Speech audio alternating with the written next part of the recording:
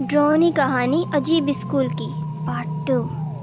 لیکن جیسے وہ گئے تو اس نے دیکھا ہم جسے اس طالب علم کو رات کے 12 بجے اس کو کھانا کھلا کر بستر وغیرہ دے کر اس ویران اسکول میں اکیلا چھوڑ کر چلے گئے، کیونکہ اسکول ہمارے گھر سے تھوڑا ہی دور واقع تھا، تو ہم اس کو کہہ کر گئے تھے اگر کوئی بھی ضرورت ہو تو فون کر کے بتا دیجیے گا۔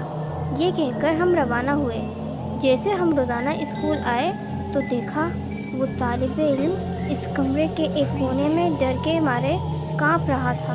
ہم نے حالات معلوم کیے تو اس نے بتایا، جیسے آپ اسکول سے گئے تو میں نے سونے کا سوچا، کیونکہ مجھے فجر کو اٹھنا تھا، تو میں نے جلدی سے سونے کا پروگرام بنایا۔ لیکن میں جیسے ہی سونے کے لیے بستر پر لیٹا تو اسکول کے باہر والا گیٹ کھٹکھٹاتا سنا۔ میں نے سوچا آپ آئے ہیں، پھر سے میں دروازے پر گیا۔ جیسے ہی میں نے دروازہ کھولا تو دیکھا وہاں کوئی بھی نہیں تھا۔ میں تھوڑا گھبرایا، لیکن پھر دل میں خیال آیا کہ وہم ہوگا۔ پھر میں اندر کمرے میں آیا اور اندر والا دروازہ بند کر کے سونے لگا۔ میں جیسے ہی سونے کے لیے بستر پر لیٹا تو میں نے پھر دروازے کے بجنے کی آواز سنی۔ پھر میں دوڑا دروازے کی جانب کہ دیکھوں یہ ہے کون جو اتنی رات کو تنگ کر رہا ہے۔ میں جب دروازے پر پہنچا تو میرے رونگٹے کھڑے ہو گئے، کیونکہ پھر سے وہاں کوئی نظر نہیں آیا۔ اب میں جان گیا تھا کہ کچھ تو ہے۔ پھر اب ڈر بھی رہا تھا اور سوچ بھی رہا تھا کہ ہو سکتا ہے میرا وہم ہو۔ اس طرح دل میں تسلی دیتے ہوئے میں اپنے کمرے میں داخل ہوا اور بستر پر لیٹنے لگا۔ جیسے ہی سونے کے لیے بستر پر لیٹا تو پھر دروازہ بجا، لیکن اب کے بعد باہر والے گیٹ نہیں اور نہ ہی اسکول کے اور کمرے کی۔ اب کی بار ٹھیک میرے کمرے کا دروازہ کھٹکھٹا۔ میں دنگ رہ گیا۔ اسکول میں میرے سوا کوئی نہیں، تو یہ دروازے پر کون ہے؟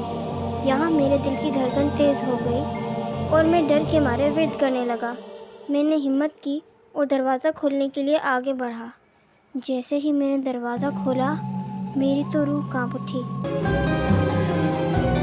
گیلری میں جتنی بھی تصاویر لگی، کرنل، جنرل، انوینٹر، ڈسکور، جن میں کچھ تو حیات تھے لیکن زیادہ تر مر چکے تھے، وہ سب زندہ ہو کر میرے سامنے کھڑے تھے اور مجھے کہہ رہے تھے باہر نکلو، ہمیں تم سے بات کرنی ہے۔ میں نے جلدی سے دروازہ اندر سے لاک کر دیا، لیکن دروازہ خود بخود کھل گیا اور وہ سب مجھے گھسیٹ کر باہر لے گئے اور پتہ نہیں کیا پڑھنے لگے۔ میں خوف کے مارے بے ہوش ہو گیا، لیکن مجھے جب ہوش آیا تو پھر کوئی بھی دکھائی نہیں دیا۔ میں نے اپنا موبائل بے حد تلاش کیا لیکن نہ ملا۔ پھر جب صبح سورج طلوع ہونے کے بعد میں باہر نکلا تو میرا موبائل صحن میں گرا ہوا ملا۔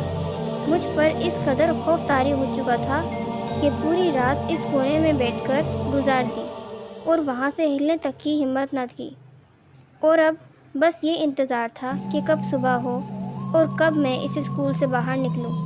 اس کے بعد کبھی کسی کو اس اسکول میں رات کو اکیلا نہ رہنے دیا۔ امید کرتی ہوں یہ سچی کہانی آپ کو بے حد پسند آئی ہوگی۔